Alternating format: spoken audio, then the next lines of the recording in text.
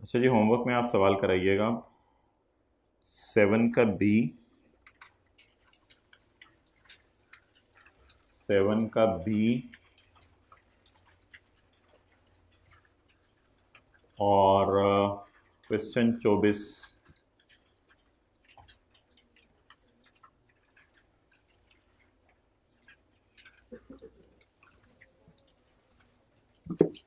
भाईजान ये गायब कर दो यार, तुम्हारी मेहरबानी यार, ये क्यों पड़े हुए हैं यार इधर, खुदा का खौफ करो यार।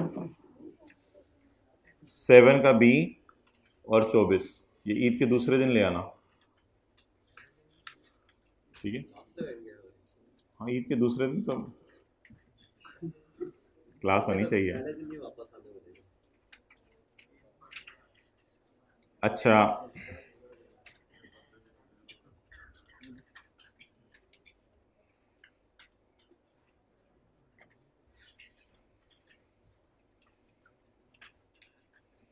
अच्छा इसको ज़रा हम थोड़ा और पेंडिंग पे डाल रहे हैं, कुछ दिनों में मैं कराऊंगा।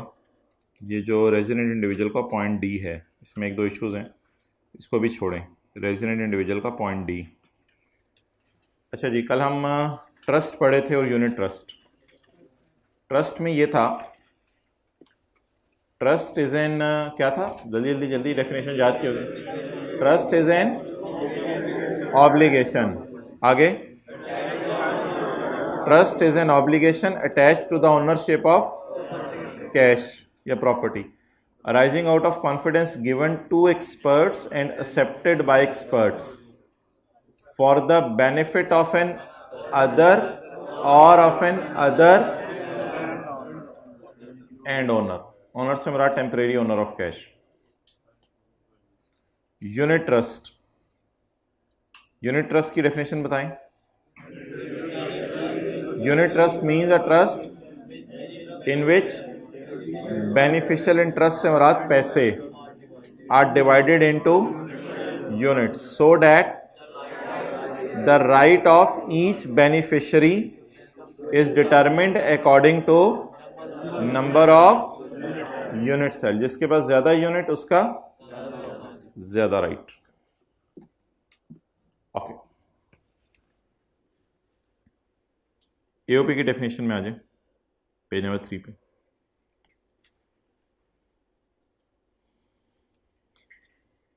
कल हमने फर्म पढ़ी थी, तो वो इधर बता रहा है कि फर्म इज एन एओपी।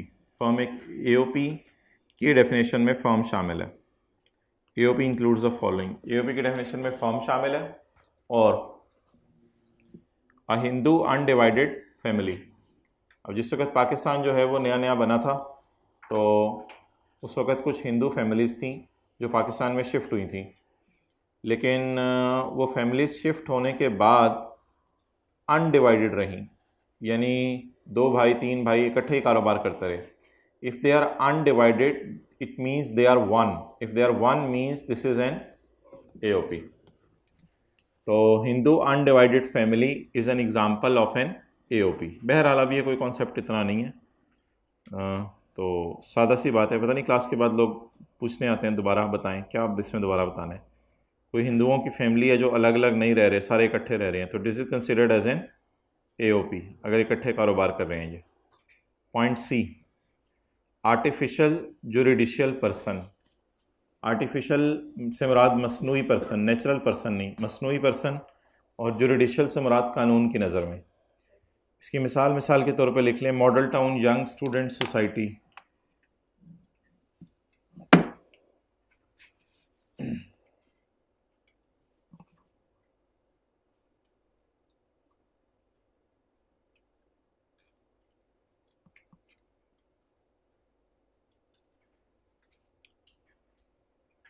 अब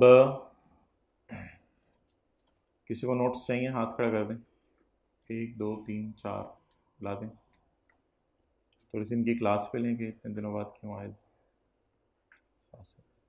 और किसको चाहिए, और हाथ खड़ा करें। एक और कॉपी ले आओ। उस क्लास में किसी को चाहिए तो खड़े हो जाएं, हाथ खड़े नज़र नहीं आएंगे। उस क्लास में किसी को नहीं चाहिए, ठीक है। Okay, model town young student society ऐसे को बनी। उन्होंने कहा हम लोगों की मदद किया करेंगे। तो असूली तौर पे तो ये नॉन प्रॉफिट इदारा होना चाहिए, लेकिन इतना फॉर्मल इनका काम नहीं था कि नॉन प्रॉफिट इदारे के तौर पे अपने आप को कहीं जाके रजिस्टर करवाते। तो इन्होंने ऐसा अपने आप को कहीं जाके नॉन प्रॉफिट इदारे के तौर पे रजिस्टर नहीं करवाया। तो that's why they will be considered as NAOP, कानून की नज़र में मसनूई पर्सन। बस इससे ज़्यादा इसकी और कोई मिसाल नहीं। Next, any body of persons formed under a foreign law. इससे मुराद है, बॉडी ऑफ पर्सन से मुराद फॉरेन AOP।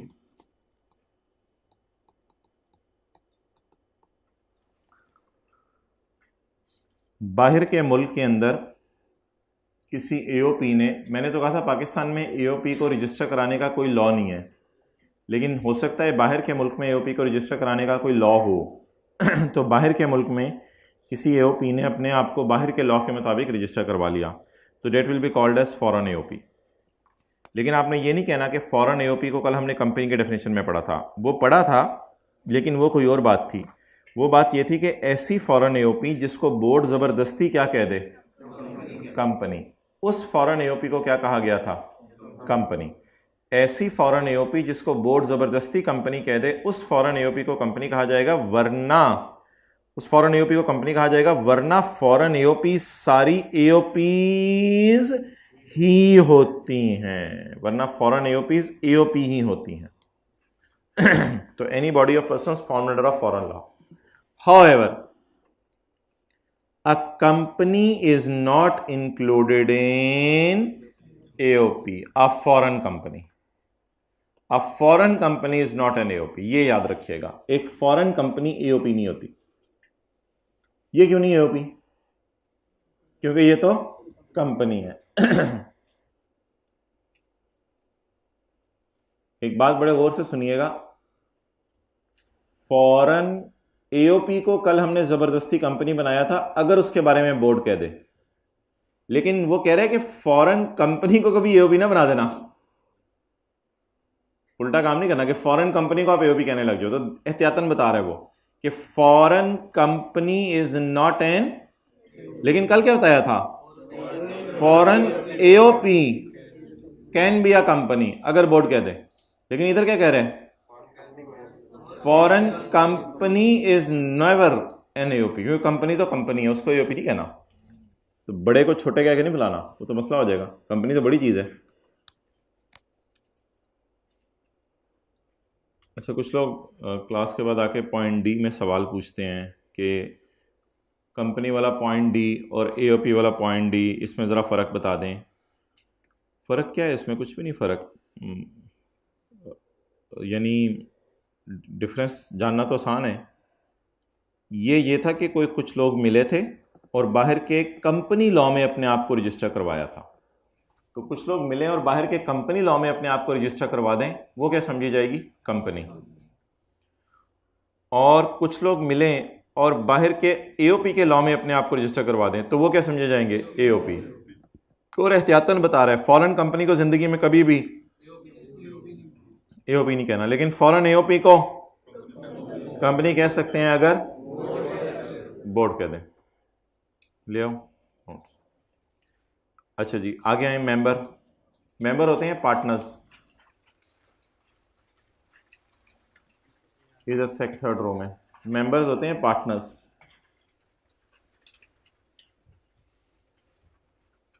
दिन रात का फर्स्ट डे है, कोई नहीं, सुनते नहीं, चीज़ें समझ आ जाएंगी। पहले तीनों लेक्चर यूट्यूब से ले लें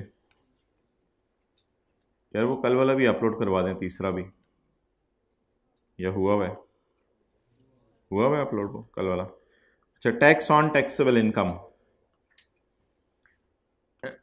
इनकम टैक्स शैल बी लगा for each tax year. Income tax कब लगेगा, हर साल। Income tax shall be charge at the specified rates in first schedule. First schedule में जो रेट्स हैं कल हमने देखे थे, उनके ऊपर इनकम टैक्स लगेगा। Income tax shall be charge on every person who has taxable income for the year. Income tax हर उस बंदे पे लगेगा जिसकी क्या आएगी इस साल, टैक्सेबल इनकम। तो तीन खासियतें हैं, इनकम टैक्स हर साल लगेगा, रेट फर्स्ट शेड्यूल वाले होंगे, और जिस बंदे की क्या आएगी उसको इनकम पर टैक्स देना पड़ेगा। Next, the income tax for a year shall be computed. Income tax कैसे निकाला जाएगा? By applying the rate of tax to the taxpayer's taxable income for the year. कल रेट किस पे लगाया था हमने? टैक्सेबल इनकम पे। And tax credits shall be subtracted from above figure, और ऊपर वाली फिगर से टैक्स क्रेडिट माइनस होंगे। टैक्स क्रेडिट्स क्या होते हैं ये देख लेते हैं।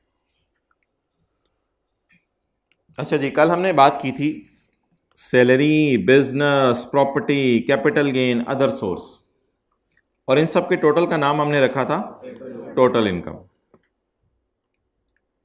इन सबको कहते हैं हेड्स ऑफ इनकम। इनके टोटल का नाम है, इसमें से ज़कात माइनस करते हैं, और अदर डिडक्टेबल अलाउंसेस। अच्छा, ज़कात को भी डिडक्टेबल अलाउंस कहते हैं। ज़कात को डिडक्ट करते हैं, तो डिडक्ट करने की वजह से ज़कात का कल मैंने आपको असली नाम नहीं बताया। ज़कात का मुश्किल नाम लॉ ने रखा हुआ है डिडक्ट। ज़कात का मुश्किल नाम लॉ ने रखा हुआ है, बोले डिडक्टेबल अलाउंस। डिडक्टेबल, डिडक्टेबल का क्या मतलब है? माइनस। तो टोटल इनकम में से डिडक्टेबल अलाउंसेस माइनस करेंगे, ज़कात माइनस करेंगे, तो आपकी क्या आ जाएगी? बोले टैक्सेबल इनकम। फिर कल टैक्सेबल इनकम पे हमने रेट लगाया था, तो क्या निकल आया था हमारा? टैक्स। टैक्स क्रेडिट्स होता है डिस्काउंट। फिर आप टैक्स क्रेडिट्स माइनस करेंगे, यानी डिस्काउंट माइनस करेंगे। कुछ लोगों को हुकूमत टैक्स माफ़ कर देती है, टैक्स छोड़ देती है, तो फिर वो टैक्स क्रेडिट लेंगे और टैक्स क्रेडिट माइनस होगा और फिर टैक्स पेएबल टू गवर्नमेंट निकलेगा। तो इनका नाम क्या है? Heads of income. इसका नाम टोटल इनकम। ज़कात का मुश्किल सा नाम, इसका नाम टैक्सेबल इनकम, इसका नाम टैक्स लाइबिलिटी। ये वो टेबल पे जाके देखने, और माइनस क्या करने हैं एंड पे? टैक्स क्रेडिट, जिसे क्या कहते हैं? डिस्काउंट।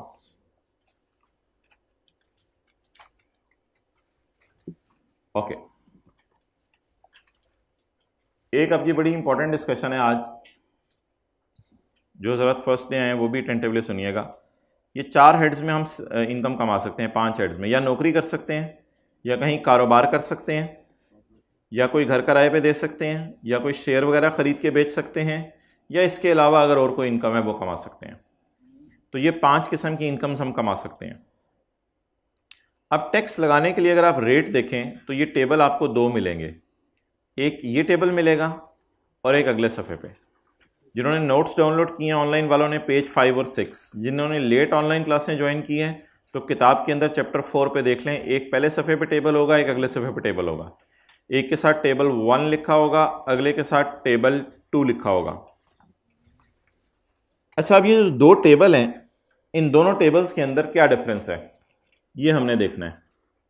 अगर मैं आपसे कहूं कि आप सर्च करें 9 मिलियन नहीं, 2 मिलियन अगर आप सर्च करें तो जो टेबल 1 है पहले सफ़े वाला, तो 2 मिलियन आपको इस सीरियल में मिलेगा। 2 मिलियन जब इधर मिलेगा तो इस पे रेट क्या होगा? 17.5%। लेकिन अगर आप 2 मिलियन को अगले सफ़े पे जाके सर्च करें तो ये किससे किसके दरमियान आ रहा है? जिनका पहला दिन है बिल्कुल परेशान ना हो, सारी चीज़ें समझ आ रही हैं। 12 लाख से 24 लाख के दरमियान क्या आ रहा है? 2 मिलियन। तो अगर आप 2 मिलियन पे इधर रेट देखें तो बताएं कौन सा टेबल अच्छा है, यानी टैक्स कम देना पड़ रहा है? टेबल 2। टेबल 2 में रेट कितने परसेंट आ रहे हैं? 12.5%, और इधर 17.5%। 5 मिलियन ढूंढें।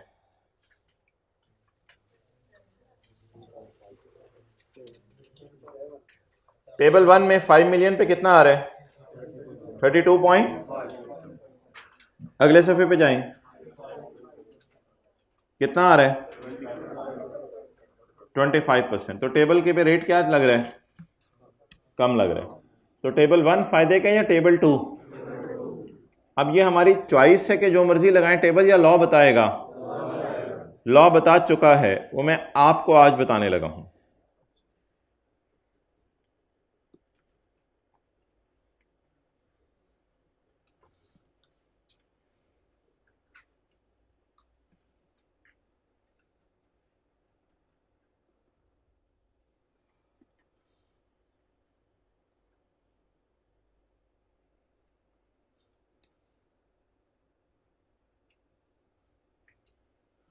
ये हमने कल पहली एग्जांपल की थी,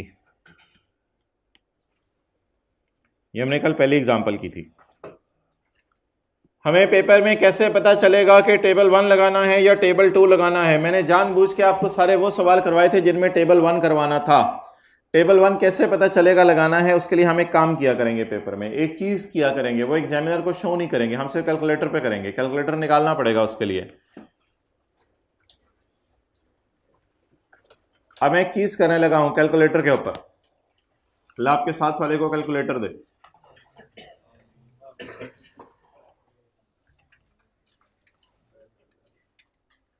हम एक काम करेंगे, हम टैक्सेबल इनकम पे लगाया करेंगे 75%। किस पे? टैक्सेबल इनकम पे, टोटल पे? टैक्सेबल इनकम पे। क्या लगाएंगे? जवाब क्या आया? 14 लाख का 75%। मेरे घर से कैलकुलेटर मंगवा दें, ये लोग जवाब नहीं निकाल के दे रहे। 1 0 आंडा आंडा आंडा। ओके, अब इन दो को कंपेयर करें। Compare this with this. ये 10 लाख है और सैलरी क्या है? सैलरी से कंपेयर किया करना है। किससे कंपेयर किया करना है? 10 लाख और 9 लाख। अब सैलरी बताएं, कम आ रही है उस फिगर से या ज्यादा आ रही है? 9 लाख रुपया कम आ रहा है 10 लाख से या ज्यादा आ रहा है? इन दोनों को कंपेयर करना है। सैलरी क्या आ रही है? कम। तो बोलें सैलरी कम तो टेबल 1। बोलें साथ वाले की तरफ देख के बोलें। तो सैलरी कम तो टेबल 1। मुंह थोड़ा सा लाइन करें अपना उसकी तरफ। सैलरी कम तो टेबल 1। बस पे चढ़ के जो भी अंकल हो, सैलरी कम तो टेबल 1। फिर दूसरे वाले अंकल सैलरी कम तो टेबल 1। तो अगर सैलरी कम होगी तो कौन सा टेबल लगेगा? 1 लगेगा। तो कल हमने ये पहली मिसाल की थी, इसमें सैलरी कम थी इसलिए टेबल 1 लगाया था। सैलरी किससे कम थी? टैक्सेबल इनकम का 75% लेंगे। जो जवाब आएगा वो अपने जहन में कैलकुलेटर पे लिखा रहने देंगे और उसको कंपेयर करेंगे सैलरी से। अगर सैलरी कम आ गई तो टेबल कौन सा लगेगा? 1 लगेगा। इससे ये कंपैरिजन सिर्फ सैलरी के साथ करना है, दुनिया की और किसी चीज के साथ नहीं करना। अगला सवाल कल हमने किया था जिसमें हमने टैक्सेबल इनकम निकाली थी 9 मिलियन। इसको मैं मल्टीप्लाई करने लगा हूं डरते डरते 75% से। कैलकुलेटर ने जवाब दिया 6,75,000। बोले 6,75,000 सुन के बहुत से बच्चे परेशान हो जाते हैं। ये कौन सी जबान बोली जा रही है? 675,000 को हाईलाइट कर दिया। 2 million. Oh man, what a big figure it is. हर गाय इधर देखे, ये देखें 6,750,000। इसको किससे कंपेयर करें? तो सैलरी कम तो टेबल 1। त्रा निकाल देना आपने अगले का। सैलरी कम तो टेबल 1। तो सैलरी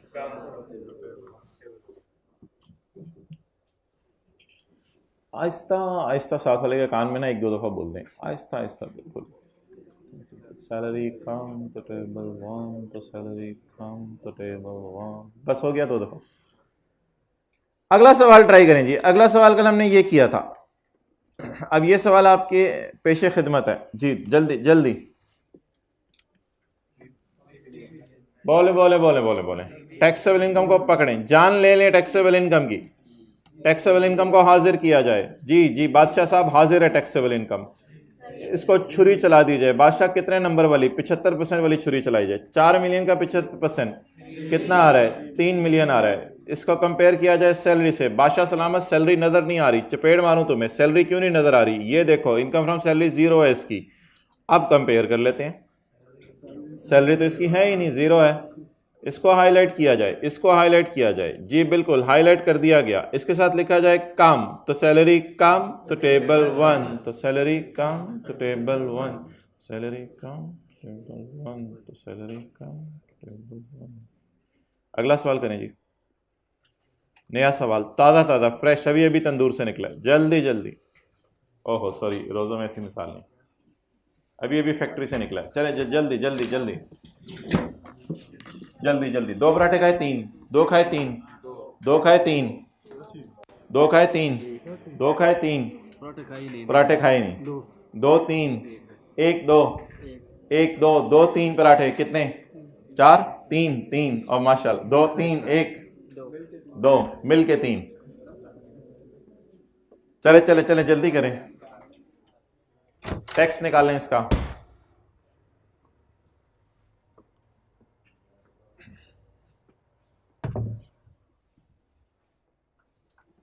क्या है टैक्स, कौन सा टेबल लगना है, कौन सा टेबल लगना है, कोई नहीं बोल रहा, टेबल वन।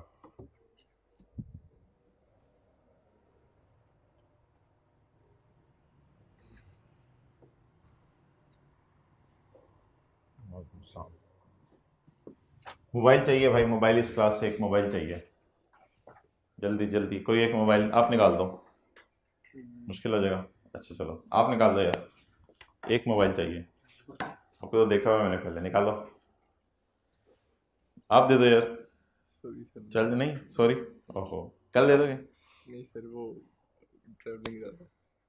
छोड़ो यार, एक दिन ज़रा गुजार के देखो ज़िंदगी, इससे पहले भी तो ज़िंदगी गुजरती थी, नहीं सर, बहुत तो कभी सिग्नल जैम हो जाते हैं तो भी तो ज़िंदगी गुजर जाती है। बहुत। एक दफ़ा आपको मैं स्पेशल कह रहा हूँ, एक दफ़ा ज़रा गुजार के देखना दिन इसके बगैर, आप कर सकते हो, गुजार सकते हो इसके बगैर दिन, दे दो। कौन दे रहे हैं, आप दे रहे हो मोबाइल, आप शरीफ बंदे लग रहे हो, आप दे दो, शरीफ तो सारे हैं वैसे, कल दे देना, हाँ कल दे देना। कौन सा टेबल लगाए,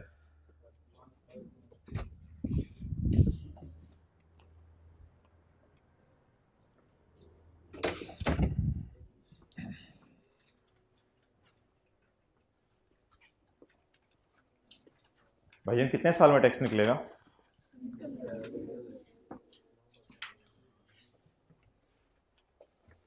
निकल गया है, कहाँ भाग गया है, अच्छा जी, कैलकुलेटर पकड़ें, इस पे 75% लगाएं, 33825, आंधा आंधा आंधा, ओके। वो 38 लाख है, वो 35 लाख है, तो सैलरी कम तो टेबल वन, तो सैलरी कम टेबल वन, लगाएं जी।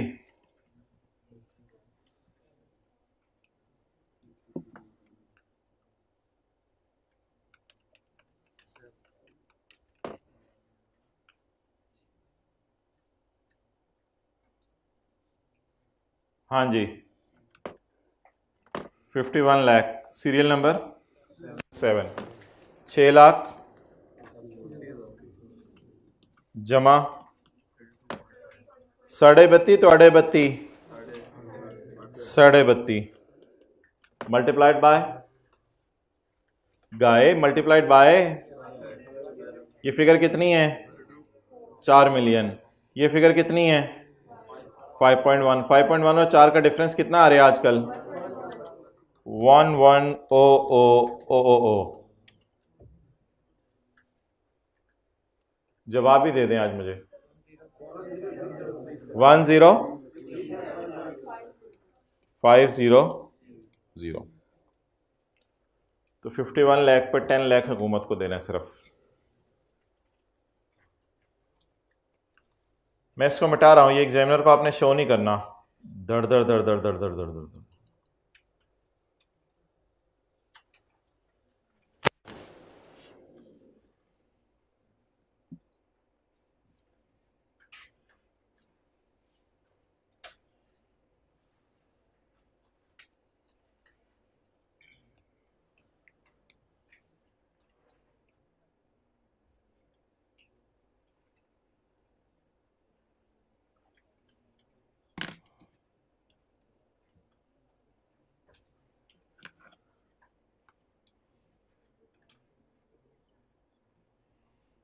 करें जी अगला सवाल,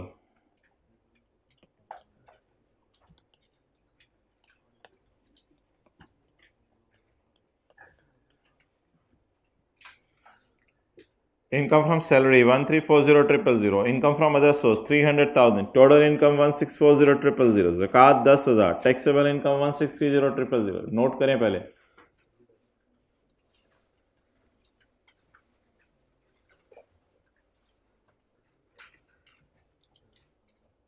NOT करें, जल्दी करें।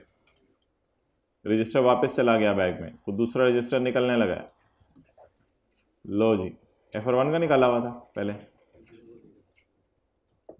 कब से मसला ही है। चलो जल्दी करो।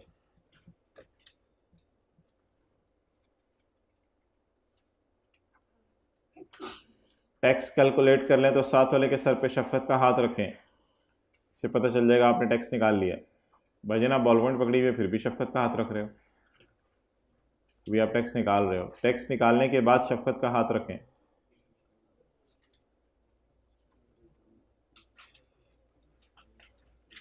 हाइब्रिड में कोई शफकत का हाथ नहीं है। Why is it so? रखें रखें हाथ, इसी तरह दोस्ती होती है। अपना हाथ नहीं, शफकत का हाथ। जल्दी जल्दी, ऑनलाइन वाले अपने सर पे बरकत के लिए हाथ फेर लें। ओके ओके, जल्दी जल्दी जल्दी जल्दी बता दो भाई टैक्स कितने हैं। आप चुप करेंगे तो हम कैलकुलेट करेंगे, आप बोली जाएंगे तो हम। ओके, एक काम करना है, एग्जामिनर को शो नहीं करना, सारे शो पेपर में नहीं करके दिखाने, कुछ शो घर के लिए भी रखने हैं। इस पे करें इंटू 75%। मैं निकाल लेता हूं 1 2 1 2 एक बोल दे कोई। 500। ओके,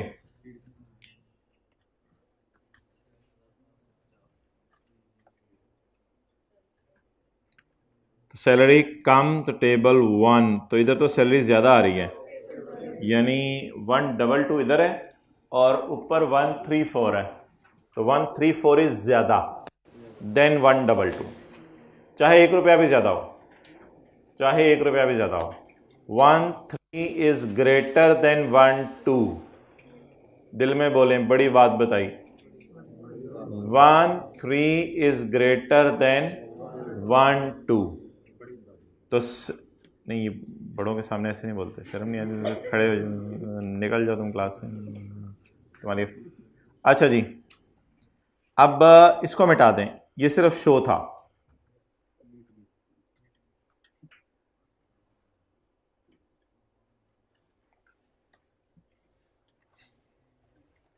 टेबल कौन सा डिसाइड हुआ है? टैक्स निकलेगा टेबल 2 के मुताबिक 16,30,000। Table 2 16,30,000, 16,30,000। Table 3, where the taxable income exceed 12 lakh but does not exceed 24,15,000 जमा 12.5% of amount exceeding 12,15,000 जमा 12.5% of amount exceeding 12 लाख से ये अमाउंट कितनी बढ़ रही है? 4,30,000। बोले तो 687।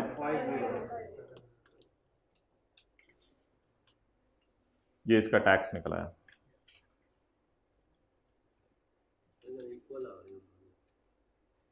कर लो।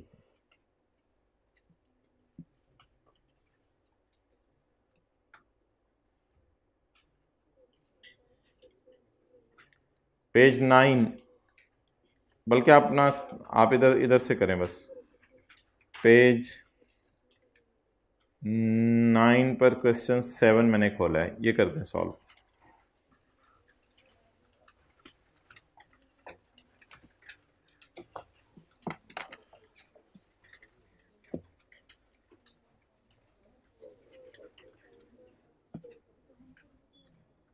Page 9 question 7।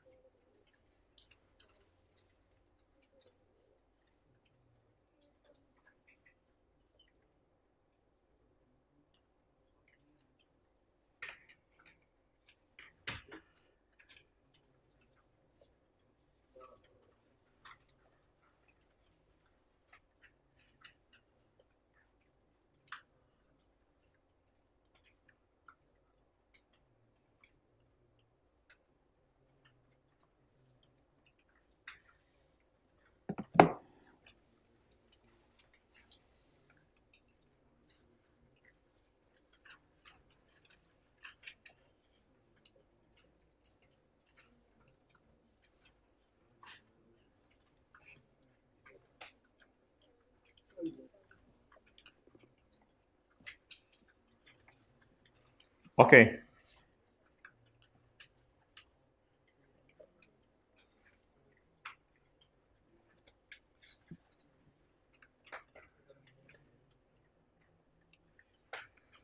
टैक्सेबल इनकम का लेने 75%।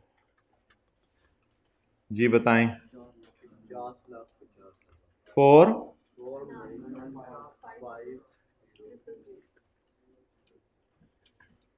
4950 000।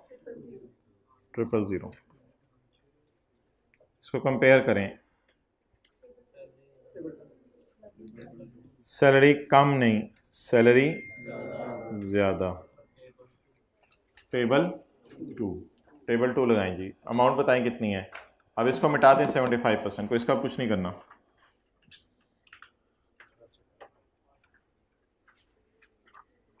जी 6.6 मिलियन को जाके देखें टेबल 2 में, सीरियल 6 100500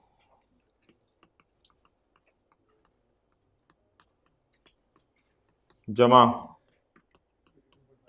32.5% अमाउंट सीढ़ी 6 मिलियन, 6 मिलियन, हाँ 6 लाख, 6 मिलियन और 6.6 का डिफरेंस 600,000।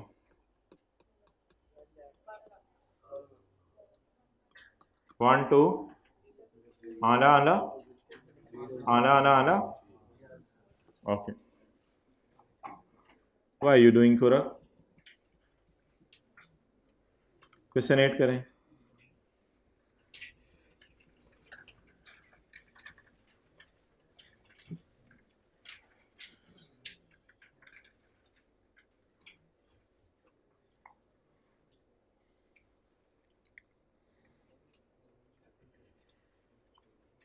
कितने लोगों के घर वालों ने उनको कह दिया कि बेटा अभी तो 2-3 दिन हुए हैं और तुम लुटनी चाहिए पढ़ के, हद होती है ऐसे।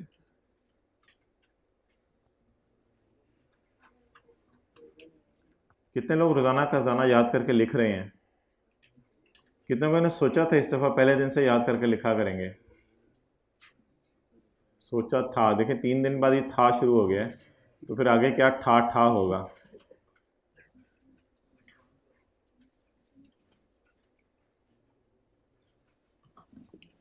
भाईजान करना हो तो कोई बहाना नहीं, ना करना हो तो 100 बहाने।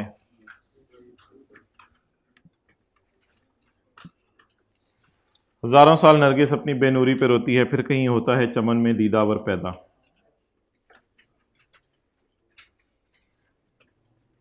हजारों साल नरगिस अपनी बेनूरी पे रोती है, फिर 6 महीने आई क्या बोर रुलाता है। तो प्लीज खुदा के लिए पढ़ लें। 1420 000 into 75%, 10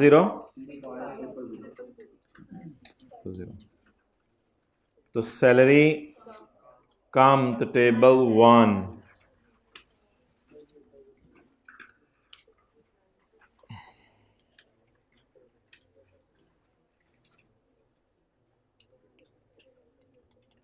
टैक्स कहते हैं आप लोग, या टैक्स कहते हैं?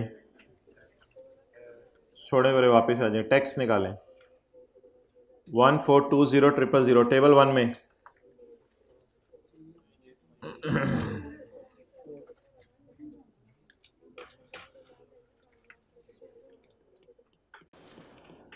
छः लाख जमा 17.5% ऑफ। 12 लाख से ये अमाउंट कितनी ज्यादा है? जवाब 98।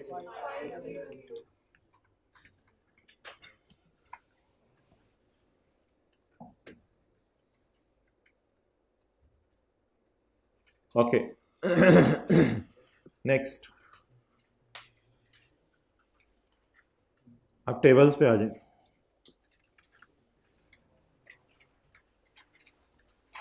टेबल 2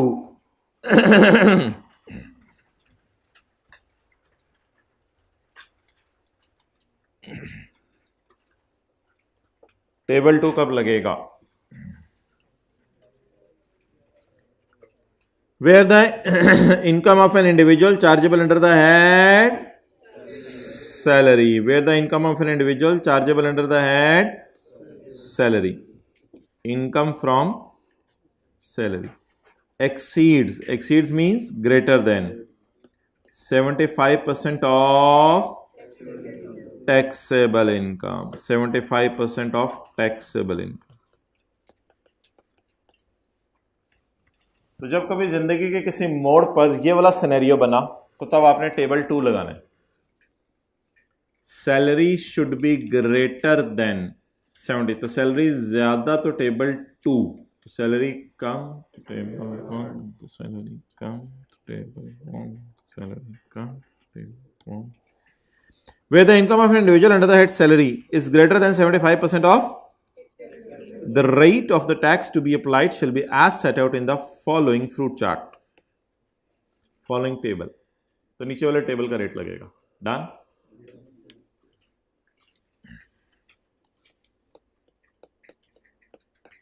रीजनेबल खाना है अफ्तारी में, वरना फिर प्यास बहुत ज्यादा आपको लगेगी. रीजनेबल पढ़ा भी नहीं जाएगा, हल्का फुल्का इंसान पढ़ भी ज्यादा सकता है.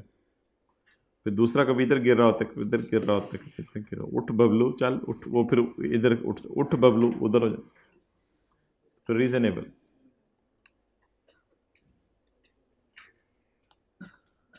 ओके, अब आप मुझे बता दें टेबल 1 में क्या लिखा हुआ है.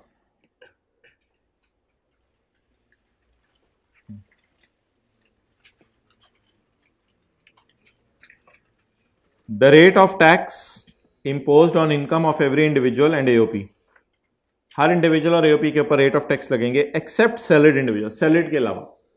सैलरीड हम वो समझ रहे थे जो सैलरी कमा रहा हो. नहीं नहीं नहीं नहीं नहीं, ये नहीं. सैलरीड पर्सन वो नहीं होता जो सैलरी कमा रहा हो. सैलरीड इंडिविजुअल वो होता है जो अगले सफे पे लिखा हुआ है. सैलरीड इंडिविजुअल कौन है? It is an individual whose income from salary is greater than 75% of taxable income. तो सैलरी कमाने वाला वो है जिसकी टैक्सेबल इनकम का 75% ले तो सैलरी उससे ज्यादा है. He will be called as, बोले, सैलरीड पर्सन. तो कहते हैं सैलरी वालों पे टेबल अलग है. सब्जेक्ट टू क्लॉज 2 का मतलब है, कहते हैं क्लॉज 2 पढ़ के आओ. क्लॉज 2 में सैलरी वालों के लिए कुछ बता रहा है, वो हमने पढ़ लिया है. कहते हैं वापस आओ अब जरा मेरे पास. हमने कहा आ गए. कहते हैं पढ़ो. हमने कहा पढ़ लिया. The rate of tax on income of every individual and AOP except salary वाले shall be set out in the following table. अब सैलरी वाले से मुराद सैलरी वाले नहीं है. सैलरी वाले से मुराद वो हैं जिनकी अच्छी खासी सैलरी है. अच्छी खासी कैसे पता चलेगा? टैक्सेबल इनकम का 75% लेंगे और सैलरी उससे ज्यादा होगी. अच्छा, अगर सैलरी ज्यादा होगी तो टेबल 1 कहां से? अगर सैलरी ज्यादा होगी तो टेबल 2. और अगर सैलरी कम हो गई तो, और अगर बराबर हो गई, बराबर,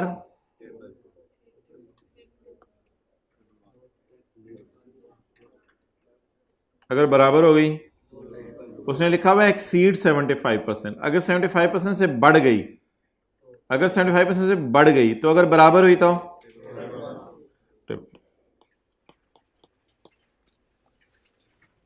कम और बराबर पे टेबल 1 लगेगा और ज्यादा पे टेबल 2 लगेगा.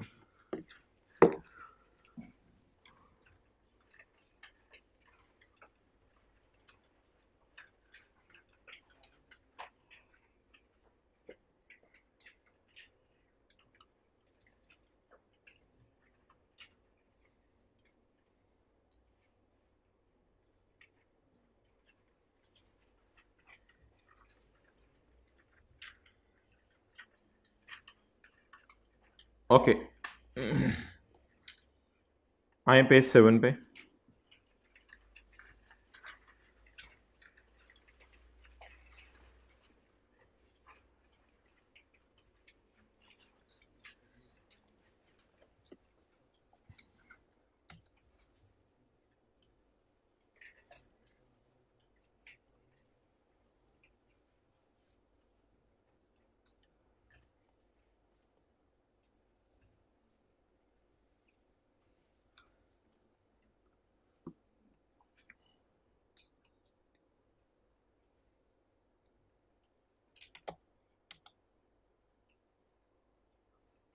टैक्सेबल इनकम कैसे निकाली थी हमने? Taxable income, the taxable income of a person for a shall be the total income for the year reduced by the total of any, तो टोटल इनकम में से जब आप माइनस कर दें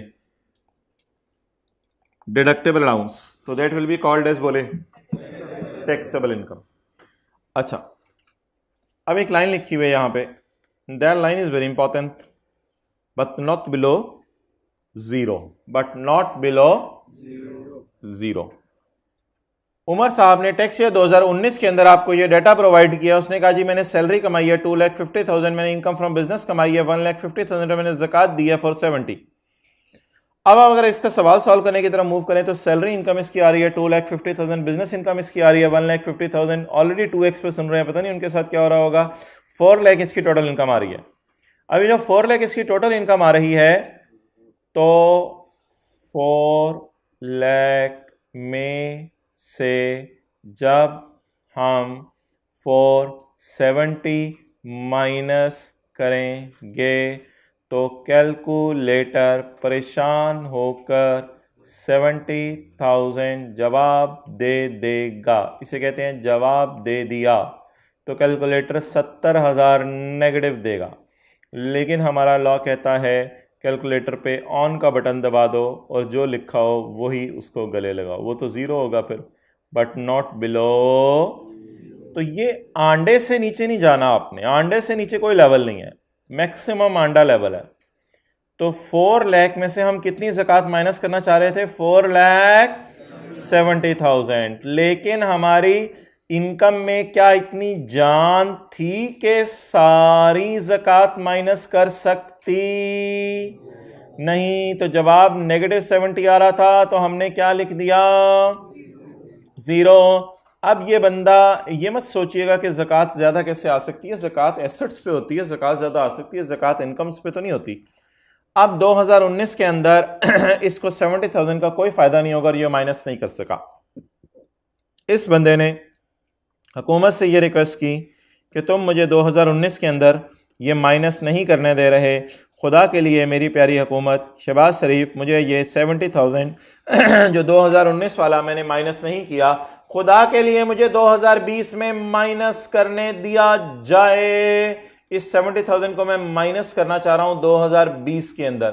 शहबाज शरीफ ने कहा माजरत मोहतरम, आपको ये 70,000 अगले साल माइनस नहीं करने दिया जाएगा, cannot be carried forward, carry forward नहीं होगा। आपने कहा अच्छा चलो ठीक है, तुम और मैं इकट्ठे क्रिकेट खेलते थे, कबड्डी भी खेलते थे, तुम्हें याद हो कि ना याद हो, 2018 में इस 70 के रिवर्सल को मैं मारता हूं और 2018 की कैलकुलेशन में रिवाइज करता हूं और इधर जाके 70,000 को माइनस करने की कोशिश करता हूं। उसने कहा ना छेड़ मलंगानू, please don't touch me, cannot be carried back, इसको कैरी बैक भी नहीं किया जा सकता। तो जो आपका 70,000 आया है उसे अगले साल भी माइनस नहीं कर सकते, पिछले साल भी माइनस नहीं कर सकते। तो इसका मतलब है 70,000 का हमें कोई फायदा नहीं मिला, अब 70,000 मर गया। Now 70,000 is called as dead. तो 70,000 का कोई फायदा नहीं है, नोट कर लें। इसको अगले साल भी नहीं माइनस किया जा सकता, पिछले साल भी नहीं माइनस किया जा सकता, इस साल तो माइनस हो ही नहीं सकता था क्योंकि 4 लाख में इतनी जान ही नहीं थी कि 4,70,000 को उठा सकता।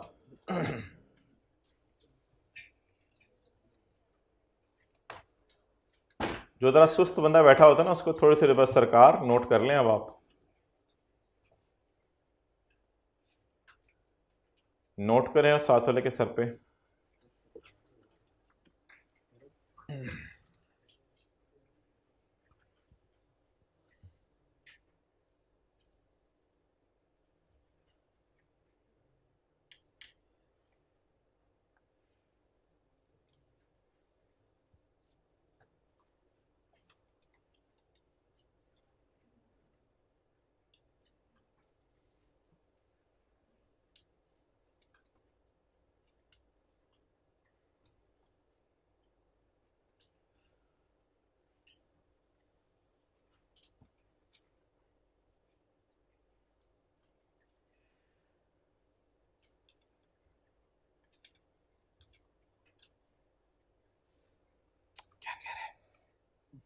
आहिस्ता आहिस्ता क्या कह रहे हैं आपको, ये कह रहे क्या कह रहे थे, अफ्तारी पूछ रहा था क्या करोगे, बोले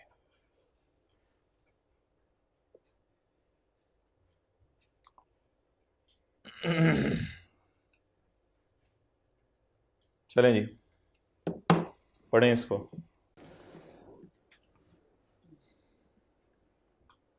ये ज़कात वाला सेक्शन ज़रा नीचे है, आज नीचे आ जाए इधर, ज़कात सेक्शन 60।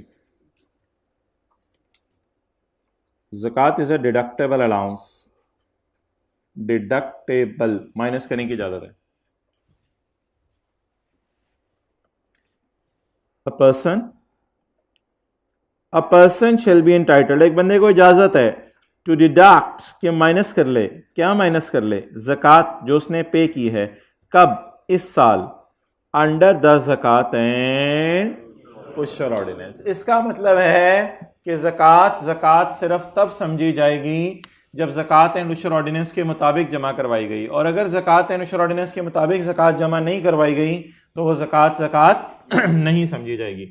इट मीन्स कि इट इज़ मैंडेटरी कि आप ज़कात जमा करवाएं किसके मुताबिक, ज़कात एंड उशर ऑर्डिनेंस के मुताबिक, वरना आपकी ज़कात नहीं समझी जाएगी। ज़कात एंड उशर ऑर्डिनेंस के मुताबिक ज़कात जाती है हुकूमत के ख़जाने में, हुकूमत ज़कात की सबसे ज़्यादा मुस्तहिक है, तो सबसे पहले आपने ज़कात जमा करवानी है ज़कात एंड उशर ऑर्डिनेंस के तहत। अगर आपने ज़कात एंड उशर ऑर्डिनेंस के तहत ज़कात जमा ना करवाई तो ऐसी सूरत में आपको ज़कात माइनस करने की इजाज़त नहीं मिलेगी। ज़कात paid to relatives slash beggars,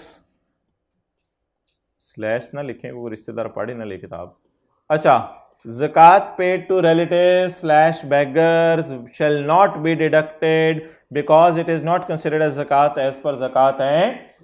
चाहे आप फ़कीर को या रिश्तेदार को ज़कात देते हुए ये भी कह दें कि भाईजान मुझे इधर ही कच्ची रसीद बना दो, रसीद बना के दो कि तुमने ज़कात ली है, ताकि मैं हुकूमत को जाके दिखा सकूं, तो हुकूमत कहेगी माजरत भाईजान।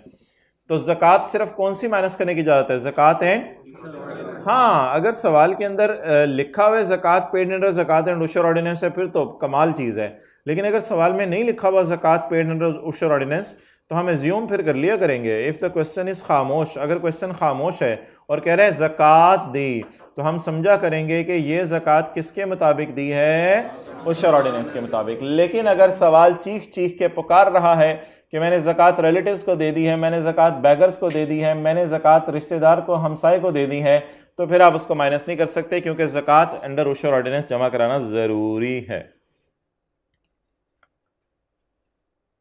एन अलाउंस, ज़कात ही, क्योंकि ज़कात का नाम डिडक्टेबल अलाउंस है ना।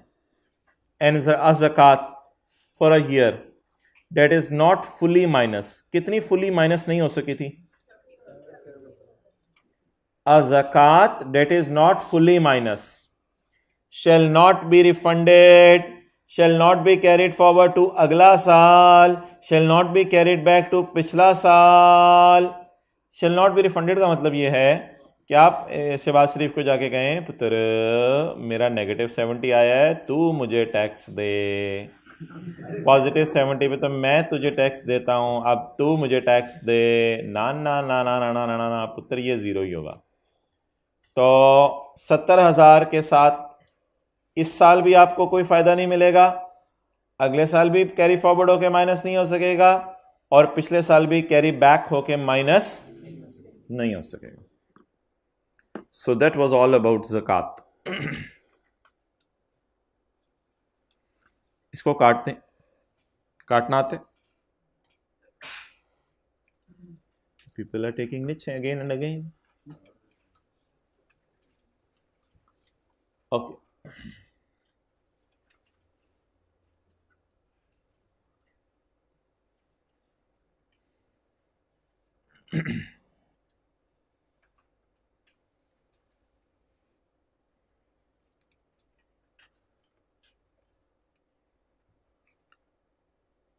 नबी सल्लल्लाहु अलैहि वसल्लम के ज़माने में 2 औरतों को इतना रोज़ा लगा कि शदीद उनकी बड़ी बुरी हालत हो गई। पता चला कि उन्होंने किसी की ग़ीबत की थी, किसी की पीठ पीछे बुराई की थी, तो इसलिए गुनाह करने से रोज़ा लगने का ताल्लुक़ है, इसलिए किसी को बताया ना करें रोज़ा लग रहा है। ऐसी एक बात कर दी, छोड़े, आप तो नेक इंसान है सारे। अच्छा जी, टोटल इनकम, टोटल इनकम, शौक से अमाल करें। Total income, total income is sum of, total income is sum of, जमा करना है आपने, किस किस को जमा करना है? अगर कोई बड़ी उम्र वाले बैक बाइटिंग कर रहे हो आपके करीब, तो बस उधर से उठ के चले जाया करें। कुछ बड़े ऐसे होते हैं उनको रोका नहीं जा सकता मौके पे, उसे उठ के चले जाया करें। Total income is sum of person's income under all heads of income for the year. तो ऑल हेड्स कौन से हैं? Salary, property, business, capital gain, और इन सबको जमा कर लेंगे तो that will be called as person's income under all heads of income. Okay, and person's income exempt, exempt income भी इसमें शामिल होगी। What does it mean exempt income? नहीं, ज़कात is not an exempt income, ज़कात तो माइनस करने की टाइप कोई चीज़ है। तो no, what does it mean exempt income? What does it mean? ओहो, ये तो लास्ट टाइम पिछली क्लास, सेकंड लास्ट क्लास में लिखा था। ये कॉपी कर लेते हैं या आपको भी सेकंड लास्ट क्लास में लिख देंगे? अच्छा,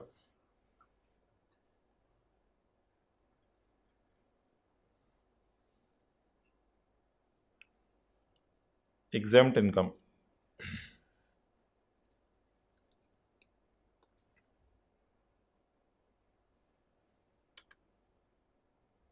नोट करें ये एग्जांपल, फिर एग्जेम्प्ट इनकम देखते हैं। इनकम हम सैलरी कितनी कमाई है? Income capital gain 9, income from business toys बेच के, इनकम फ्रॉम बिजनेस एग्रीकल्चर 4।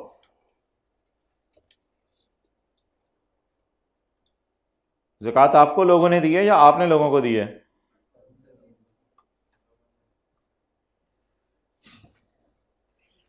ज़कात पेड।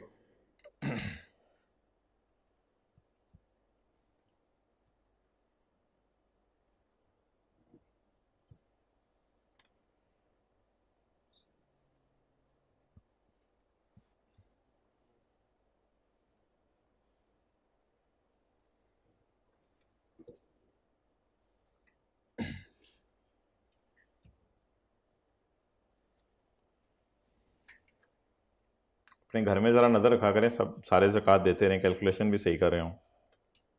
अम्मी का भी ज़रा जेवर देख लें, 2 तोले, 3 तोले, 4 तोले, 10 तोले। Okay, salary, capital gain, business toys, business agriculture और ज़कात पेड। अब मोहतरम सवाल ये होगा, income from salary, income from capital gain, थोड़ा सा साइड पे हो जाए, इनकम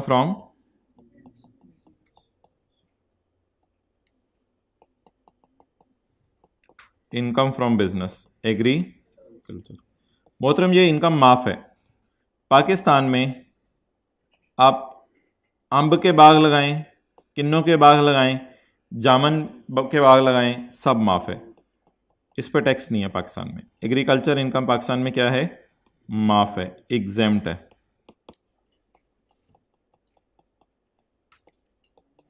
एग्जेम्प्ट 4 की। ओके, वो इनकम टैक्स नहीं होता, हम तो इनकम टैक्स का लॉ पढ़ रहे हैं। ओके गाय, गाय, ओके, से यस और नो गाय, गाय, से यस और नो।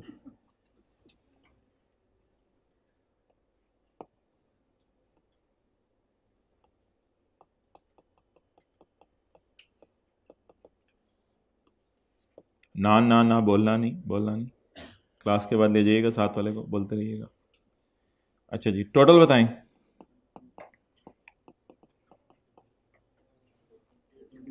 23 माइनस कर दें इनकम फ्रॉम बिजनेस एग्रीकल्चर को। मुझे क्यों निकाला? तुझे इसलिए निकाला कि तेरे पे टैक्स नहीं देना। मुझे क्यों डाला था फिर, अगर मुझे निकाल ही देना था? इसलिए ताकि प्रेजेंटेशन पर्पस के लिए शो हो। पहले आपने इसको इधर डाला, फिर आपने मुझे क्यों निकाला? इस वजह से निकाला कि इसको आपने एग्जेम्प्ट करना है, इस पे आपने हुकूमत पाकिस्तान को टैक्स जमा नहीं कराना, इसलिए आपने इसको निकाला है। अब आप ज़कात माइनस कर दें, मशहूर ज़माना जो आप एंड पे माइनस करते होते हैं, and that is 0.5, so it comes to 18.5। Now note it down और note it up, whatever you like. उन सात वाले का मत था।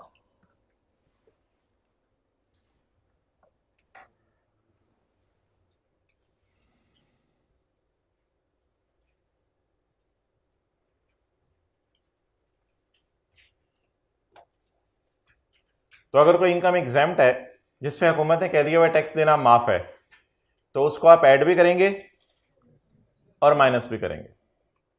अब क्लास के बाद आपने बंदे लेके आके ये नहीं पूछना कि ये ऐड और माइनस दोनों क्यों कर रहे हैं, मैं तो कुछ भी नहीं करूंगा, तो फिर आई कैप भी कुछ नहीं करेगा, वो नंबर नहीं देगा उसके। प्रेजेंटेशन पर्पस के लिए पहले ऐड भी करना है, लेस भी करना है। ओके गाय, गाय ओके।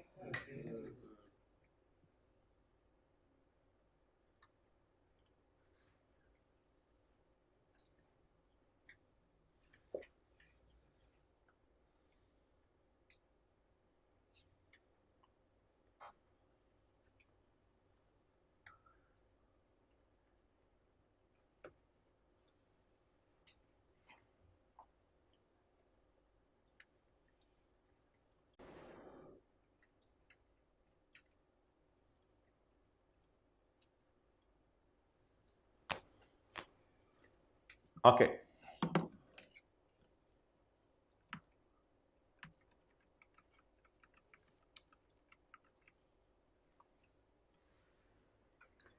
तो टोटल इनकम हमारी कितनी है अब? तो बताएं, टोटल इनकम में एग्जाम्प्ट इनकम को डाला करेंगे? जी बिल्कुल, टोटल इनकम में डाला करेंगे, लेकिन फिर उसमें से बाद में क्या कर दिया करेंगे? माइनस कर दिया करेंगे।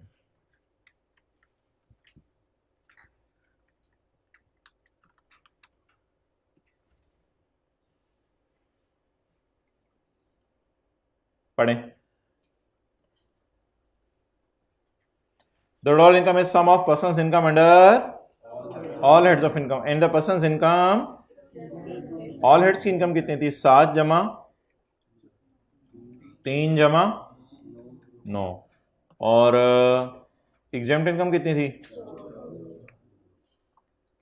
तो फिर टोटल कितनी थी? टोटल 23। तो इसलिए एग्जाम्प्ट इनकम्स को भी इनकम में डालना है और जो टैक्सेबल है उनको भी इनकम में डालना है, लेकिन बाद में एग्जाम्प्ट को क्या कर देना है? माइनस कर देना है।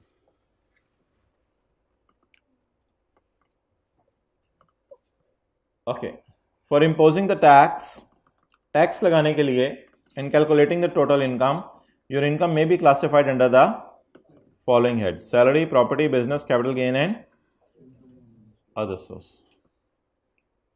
नेक्स्ट,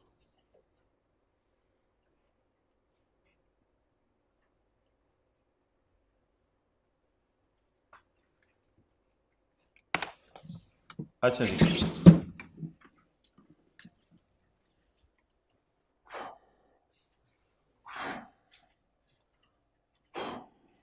पहले कर। अच्छा जी, अब सवाल ये है कि इनकम फ्रॉम बिजनेस कैसे निकलती है? इनकम फ्रॉम बिजनेस कैसे निकलती है? तो ये आपके सामने एक बिल्कुल नई पिक्चर मैंने आपके सामने रखी है। इनकम फ्रॉम बिजनेस निकलती है सेल में से खर्चे माइनस करके। सेल को कहते हैं चार्जेबल अमाउंट और खर्चों को कहते हैं डिडक्शंस।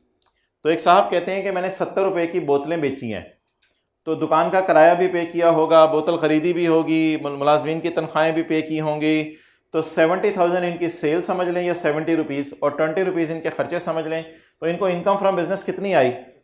50। तो ये जी इनकम फ्रॉम बिजनेस हमने वर्किंग में निकाल ली, ये निकाल ली हमने इनकम फ्रॉम बिजनेस वर्किंग में।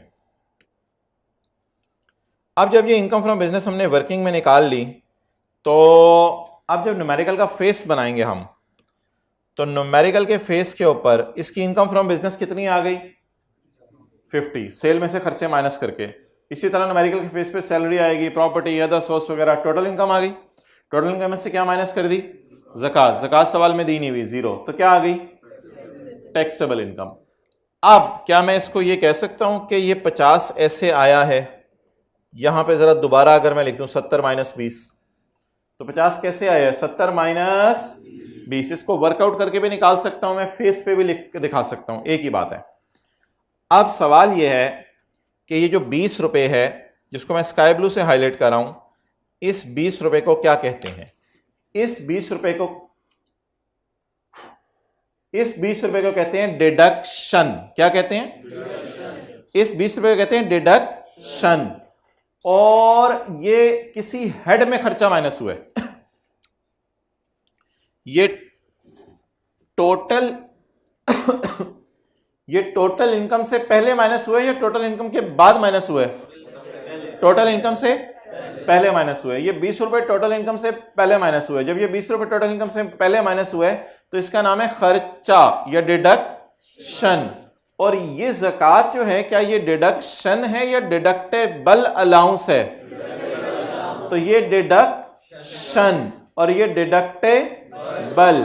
शन बल बोले, शन बल, शन बल, शंबल शंबल, शन बल।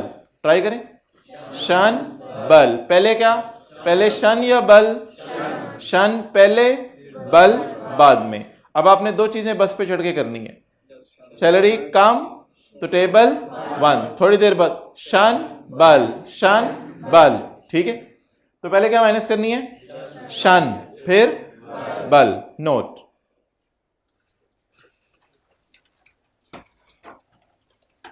टोटल इनकम से ऊपर ऊपर जो माइनस हो जाए शन, और टोटल इनकम के बाद जो माइनस हो बल। और शुरू में क्या लगाने? डिडक्ट, शन, डिडक्ट, टेबल। क्लियर? तो जाहिर बात है, अगर आप बिजनेस करें तो खर्चे तो आपके होंगे। इनको खर्चों को आपने क्या कहना है? डिडक्शन। हर गाय नोट करे आज।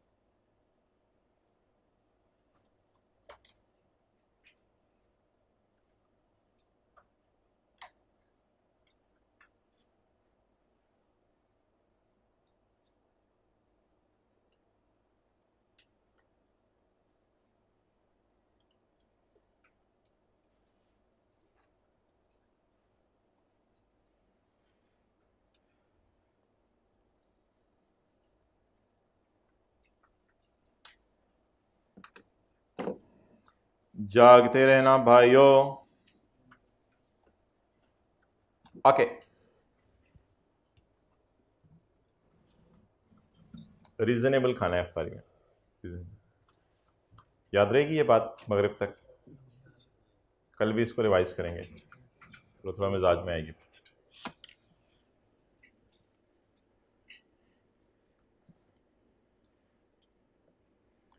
तो ये खर्चा सिर्फ बिजनेस में ही माइनस नहीं करना होता, खर्चा कैपिटल गेन में भी माइनस करने की इजाज़त है, खर्चा अदर सोर्स में भी माइनस करने की इजाज़त है, खर्चा प्रॉपर्टी के चैप्टर हम पढ़ेंगे उसमें भी माइनस करने की इजाज़त है। तो जो किसी हेड के खर्चे हैं उनको क्या कहते हैं? डिडक्शन। और ये टोटल इनकम से पहले पहले क्या हो जाते हैं? माइनस। तो फिर टोटल इनकम के बाद जो माइनस होती है चीज़, उससे क्या कहते हैं? Deductible allowance. चलें जी,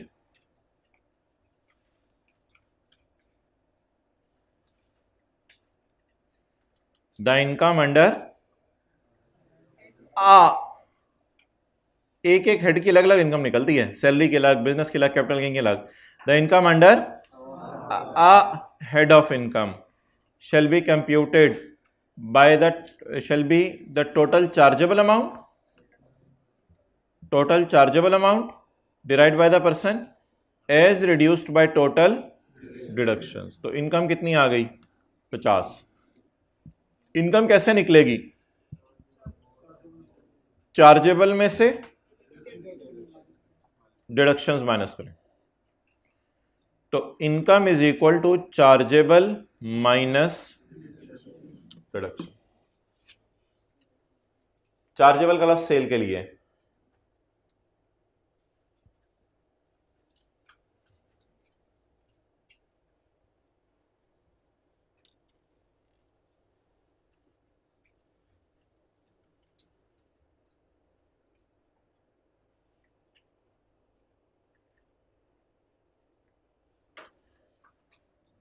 ओके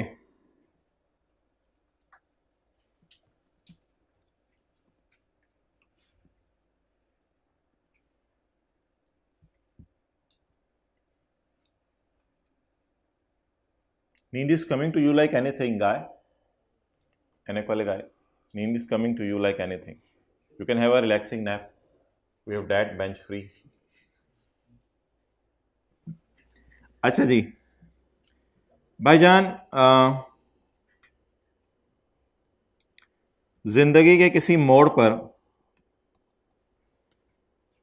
किसी बंदे के साथ ये भी हो सकता है। क्या मतलब? यानी उसकी सेल हो 90 और उसके खर्चे हो 92, तो the person be like this one. तो इसको क्या आ गया?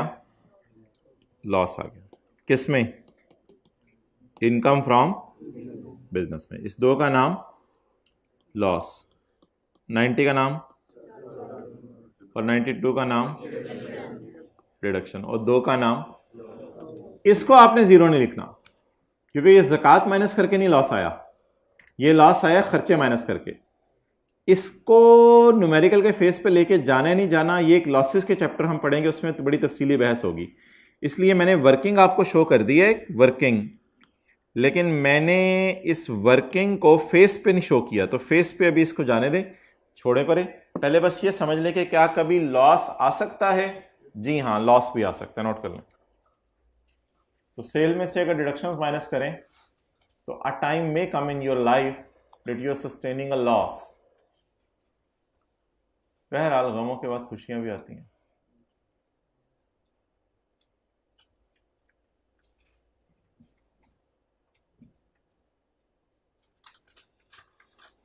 जो फिजिकल वाले हजरात तशरीफ नहीं लाए, अब कल उनको देखते हैं जरा क्या करना है क्लास में। क्या की जाए, सजा दी जाए या छोड़ दिया जाए? छोड़ दी। क्यों छोड़ दिया जाए? हाथ दो भी, वो अपना और अपने वालिदैन का नुकसान कर रहे हैं, माफ़ क्या किया जाए? अभी से उनको सेट किया जाए, बड़े हैं, बच्चे हैं, बालिग हो गए हैं, अब उनको और क्या रिलैक्स करना है।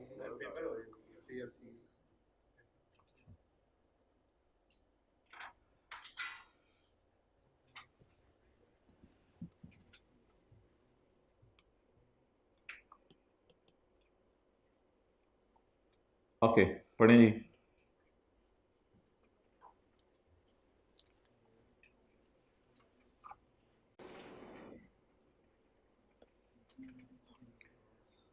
Where total deduction allowed to a person for a year exceed the total amount chargeable। Deduction कितनी थी और चार्जेबल?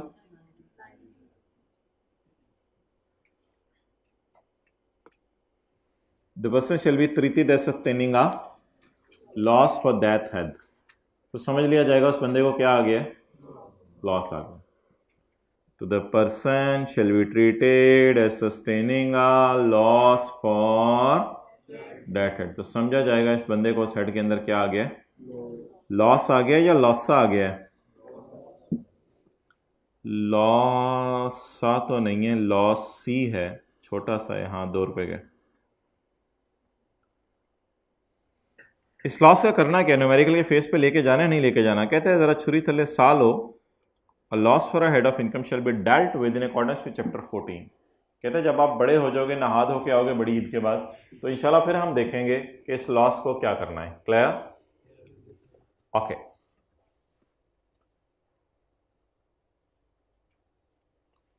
अच्छा जी,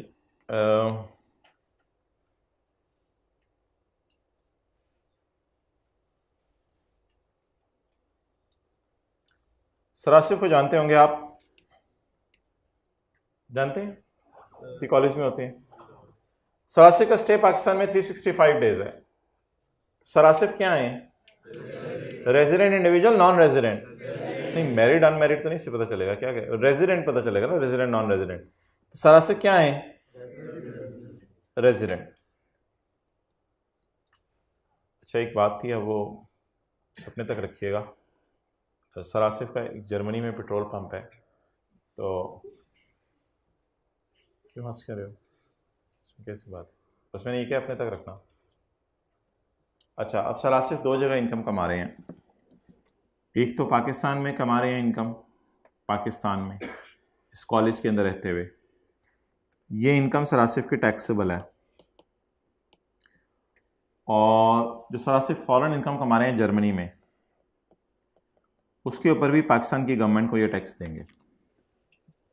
अभी इस बात को भूल जाएं कि जर्मनी वाले भी टैक्स मांगेंगे, वो अलग बहस है, वो चैप्टर 6 में हम करेंगे। तो कोई टैक्स क्रेडिट वगैरह डिस्काउंट दे देंगे उस बंदे को, लेकिन अभी वो अलग बहस है, उसको छोड़ें। जो बंदा रेजिडेंट होता है तो लॉ मेकर उससे दो तरीके से टैक्स मांगता है। कहते हैं पाकिस्तान वाली इनकम पे भी टैक्स दो और बाहर वाली इनकम पे भी टैक्स दो। लेकिन अगर कोई नॉन रेजिडेंट हो, मिसाल के तौर पे ब्रायन लारा, ये किस टीम में था? वेस्ट इंडीज में। ब्रायन लारा पाकिस्तान में आया 10 दिन के लिए छक्के मारने के लिए, 10 डेज के लिए। तो ये पुत्र रेजिडेंट बना, नॉन रेजिडेंट? Non resident. ओए नॉन रेजिडेंट कह के बुलाएंगे या भाई नॉन रेजिडेंट कह के बुलाएंगे? भाई नॉन रेजिडेंट। तो 10 डेज रुकने की वजह से ये भाई क्या बन गए? Non resident. तो अब इन्होंने पाकिस्तान में मैन ऑफ द मैच जीता, यानी उस मैच में वही मैन था, तो मैन ऑफ द मैच जीता, तो इस पे इनको टैक्स देना पड़ेगा। ये इनकम इनकी क्या हो जाएगी? टैक्सेबल हो जाएगी। लेकिन हम लारा से ये नहीं पूछेंगे कि तुमने बाहर के मुल्कों में कहां कहां किस किस को क्या क्या लारा लगाया हुआ है। हम लारा से ये नहीं पूछेंगे कि तुमने बाहर के मुल्कों में क्या कमाया। क्यों नहीं पूछेंगे? क्योंकि वो बंदा क्या है? तो नॉन रेजिडेंट बनने का सबसे बड़ा फायदा यह है कि आपकी बाहर की इनकम के बारे में पाकिस्तान की हुकूमत आपसे सवाल नहीं कर सकती। तो foreign income is not taxable. चलें, नोट।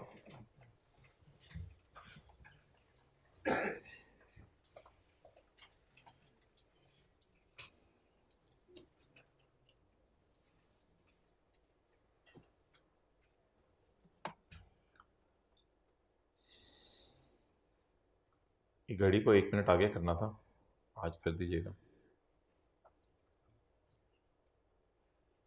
कर दें, अभी कर दें।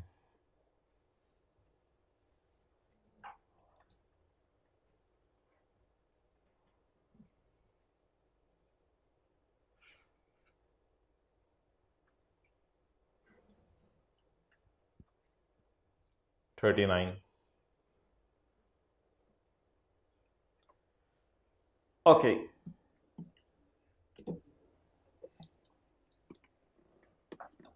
तो भाईजान किसको वर्ल्ड इनकम पे टैक्स जमा कराना पड़ेगा? वर्ल्ड इनकम पे रेजिडेंट को, पाकिस्तान वाली पे भी और बाहर वाली पे भी। तो उसको वर्ल्ड इनकम पे टैक्स जमा करवाना पड़ेगा। और किसको सिर्फ पाकिस्तान वाली इनकम पे टैक्स जमा करवाना पड़ेगा? तो ये फायदा था डेफिनेशन पढ़ने का, रेजिडेंट और। तो नॉन रेजिडेंट हो तो मौजई मौजा।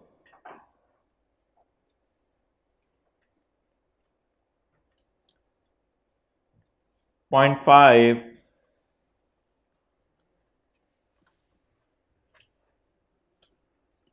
नोट कर रहे थे अभी, सुस्तियां आपको खराब करेंगी।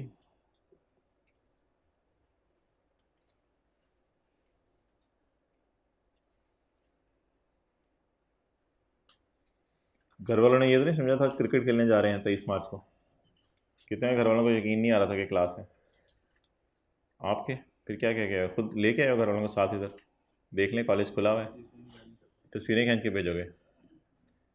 The income of a resident person under a head of income shall be computed as follows by adding Pakistan source income and by adding, तो पाकिस्तान और फॉरेन इनकम्स दोनों ऐड करनी पड़ेंगी, तो फिर जाके आपकी इनकम निकलेगी। नेक्स्ट, लेकिन अगर आप कौन है? नॉन रेजिडेंट, आपका स्टे पाकिस्तान में 10 दिन है, 20 दिन है, 30 दिन है, 40 दिन है, 60 दिन है, 100 दिन है, 120 दिन है, 130 दिन है, 170 दिन है, 180 दिन है, 181 दिन है, 182 दिन है आपका स्टे पाकिस्तान में, तो फिर आप कौन है? The income of a non resident under a head of income shall be computed by considering only incomes that are, तो रेजिडेंट की पाकिस्तान सोर्स इनकम भी टैक्सेबल और फॉरेन सोर्स इनकम भी टैक्सेबल। ये आखिरी बात आपने करनी है आज जो बस में चढ़ेंगे जब। रेजिडेंट की पाकिस्तान सोर्स इनकम भी टैक्सेबल और फॉरेन सोर्स इनकम भी टैक्सेबल, और नॉन रेजिडेंट की, एकदम लहजे में उठाना आएगी आपके, और नॉन रेजिडेंट की